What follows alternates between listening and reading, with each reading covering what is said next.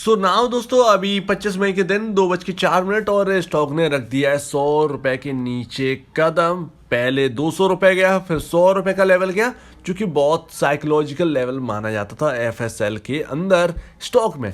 और 99.95 का लेवल आ चुका है। 4% की गिरावट के साथ स्टॉक काम कर रहा है। अब ये एक दिक्कत की बात है, ये काफ़ी बड़ी दिक्कत की बात है कि स्टॉक अब 2 डिजिट में चला गया। ऐसा क्या एफएसएल के साथ हुआ है कि पूरी की पूरी गिरावट जो हमने गेन किया था एफएसएल में एक साल में 2021 से 2022 में, जितना भी हमने गेन किया था वो सारा का सारा वाइप आउट हो गया। जबकि अगर हम अर्निंग देखें तो अर्निंग लगातार बढ़ती जा रही, तो फिर प्रॉब्लम कहाँ है? अब ये पहाड़ जैसा दिख रहा है, क्या हम ये चढ़ सकते हैं? जी हाँ, बिल्कुल बाद में चढ़ सकते हैं जब इसमें तेजी आएगी। और ये एफएसएल का चार्ट है 2021 से 2022 तक का, अब तक का चार्ट है। और देखिए किस तरीके का चार्ट बना हुआ है।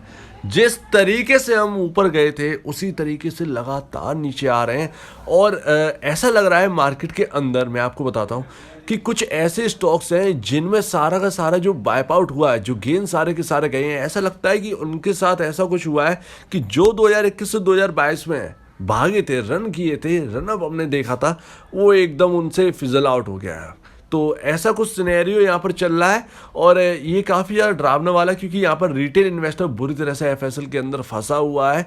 और अभी भी ये एक क्वेश्चन मार्क है, क्या एफएसएल यहाँ पर खरीदना चाहिए या क्या एफएसएल यहाँ से चलेगा या नहीं।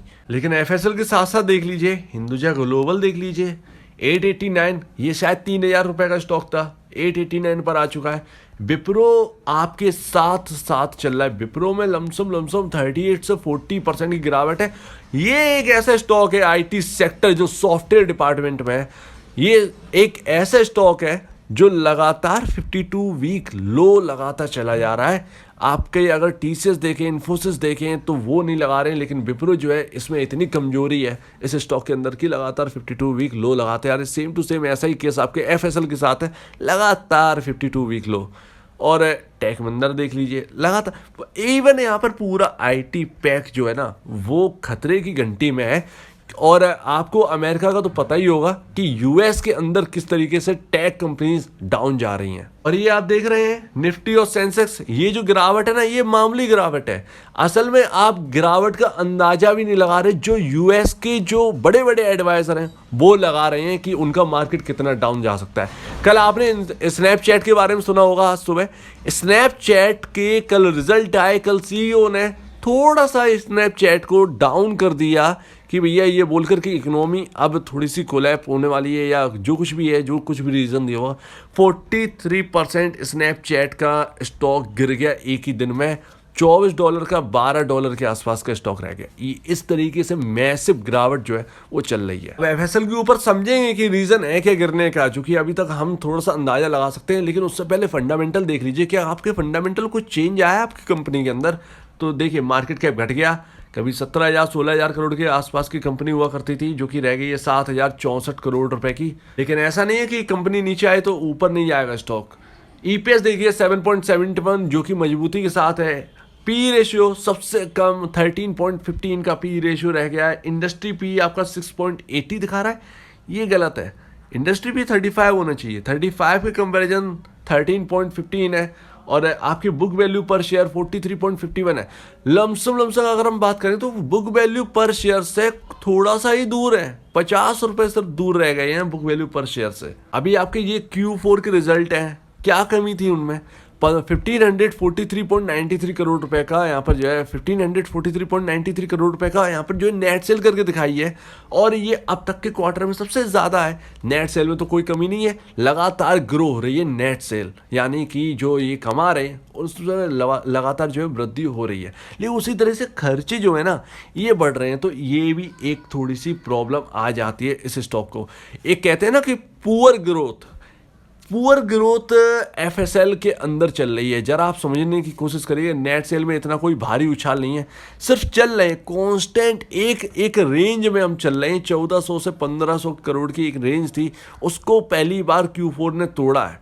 अब देखते हैं आगे होता क्या है। अदर इनकम को कोई सपोर्ट नहीं, अदर इनकम घट गई है। और प्रॉफिटेबिलिटी देख लीजिए, 132.39 करोड़ रुपए की प्रॉफिट निकल के आया Q4 के अंदर। अब आप ये देखिए क्वार्टर ऑन क्वार्टर लगातार सब कुछ सेम है। आप देखिए Q4, ये Q4 है, ये Q4 2021 का Q4 है। 46.68 करोड़ रुपए का प्रॉफिट था, जो कि बढ़कर अब 132.39 करोड़ हो गया है 2022 Q4 में। लेकिन आप Q1 की बात करिए, Q2, Q3 और अब जो Q4 है, लगातार सारे के सारे आपके सामने जो आंकड़े वो सेम है, 134, 135, 134, 135, यही प्रॉफिट का आंकड़ा। तो यही एक क्वेश्चन मार्क है कि ग्रोथ कहाँ है।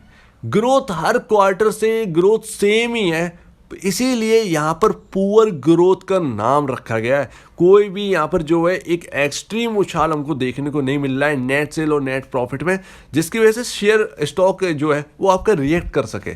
तो इन्वेस्टर इसीलिए थोड़ा सा परेशान है, इसीलिए यहाँ कहीं ना कहीं एक क्वेश्चन मार्क बनता है कि हाँ, इस वजह से पुअर ग्रोथ के चलते यहाँ पर गिर रहा है ये स्टॉक। अब जरा डिलीवरी परसेंटेज देख लीजिए, 32, 18 मई को 17%, 19 मई को 31%, 20 मई को 27%, 23 मई को 29% और 24 मई को 32%। और आज के डेट में आज थोड़ा बहुत इससे थोड़ा सा ऊपर रहा होगा।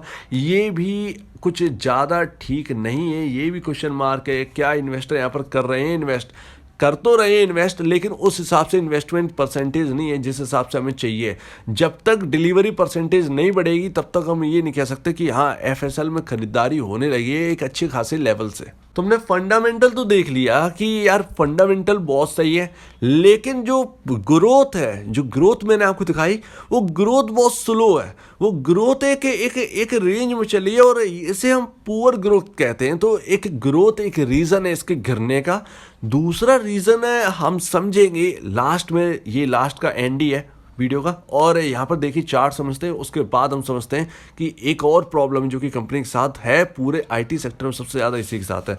तो यहाँ पर देखिए आपके स्टॉक का जो आपका 100 रुपये 45 पैसे का लेवल चल रहा है। पहली बात तो 93 का लेवल बहुत इंपॉर्टेंट होगा इस स्टॉक में। ये आप देख रहे हैं ना, ये छोटे से ये आपके सपोर्ट ले लेके स्टॉक ऊपर गया और फिर एक रेंज तोड़ी थी। उस वक्त 2021 की बात है, 29 फरवरी के आसपास की।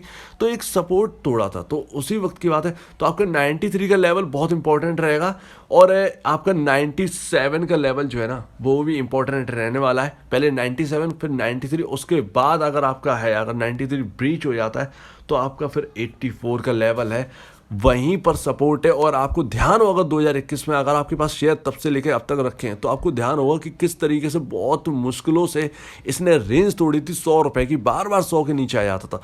वही प्रॉब्लम अब होने वाली है कहीं ना कहीं। अगर हम बच गए तो ठीक है, नहीं तो यहाँ पर जो है फंसना तय है। और देखिए बीपीओ और आईटीईएस के अंदर ये कंपनी आती है और एफएसएल का जो डेप्ट का जो प्रॉब्लम है वो एक बड़ा प्रॉब्लम है। 1000 करोड़ के आसपास का डेट अभी भी कंपनी के ऊपर लदा हुआ है। और बीपीओ और आईटीईएस कंपनी की अगर एक लिस्ट बनाई जाए तो उसमें सबसे ज़्यादा एफएसएल के ऊपर डेप्ट है। तो कहीं ना कहीं ये दूसरा रीज़न है कि यहाँ पर एफएसएल के पुअर ग्रोथ पहला रीज़न है, और दूसरा कहीं ना कहीं इसका डेप्ट है जो कि इस कंपनी के स्टॉक को नीचे लेके आया है सडनली। तो अब देखते हैं कि यहाँ पर क्या चेंजेस आते हैं। दिक्कत की बात है, थोड़ा सा सब्र करिए, मार्केट को थोड़ा सा टाइम दीजिए। ऐसा नहीं है कंपनी का एकदम बिजनेस बदल गया है या फिर कुछ उसमें क्लाइंट छूट गए हैं या कम हो गया है, नेट से लगातार बढ़ी रही है। तो हम नज़र रखेंगे इस कंपनी के ऊपर। जो लोग फंसे हुए हैं वो इतने नीचे लेवल आ चुका है, तो कहीं ना कहीं अपने एडवाइज़र या खुद सोचिए कुछ एवरेज करने की शेयर, ताकि आपका एक एवरेज लेवल थोड़ा सा नीचे आए, आपका जो प्राइसिंग है वो थोड़ी सी नीचे आए, तो ये थोड़ा सा सही रहेगा। जो नए लोग हैं वो खरीदारी करें या नहीं करें, तो देखिए मैं अभी दोनों लोगों को रोकूंगा। जो एवरेज करना चाहते हैं वो भी रुकें, नई खरीदारी करना चाहते हैं वो भी रुकें, क्योंकि मार्केट का हाल थोड़ा सा ख़राब है और हो सकता है कि ये थोड़ा सा नीचे आए, क्योंकि 100 के नीचे आ चुका है। तो देखते हैं कि क्या होता है। अदरवाइज नए अपडेट के लिए आप जो है यहाँ पर जो है मैं नए अपडेट देता रहूँगा। अगर ऐसा कुछ लगता है कि कुछ स्टॉक ने ब्रेकआउट दिया है तो मैं आपको अपडेट के जरिए मैं बता दूंगा। तो यहाँ पर थोड़ा सा कॉशियस रहने की ज़रूरत है। कुल मिलाकर यहाँ पर थोड़ा सा टाइम दीजिए मार्केट को, उसके बाद कुछ सोचेंगे। तो अगर आपको इस वीडियो में कोई प्रॉब्लम, कुछ पूछें, कुछ बताना, कुछ कहना है तो प्लीज़ कमेंट सेक्शन में कहिए। और अब दीजिए मुझे जाएगा। वीडियो देखने के लिए बहुत बहुत धन्यवाद दोस्तों।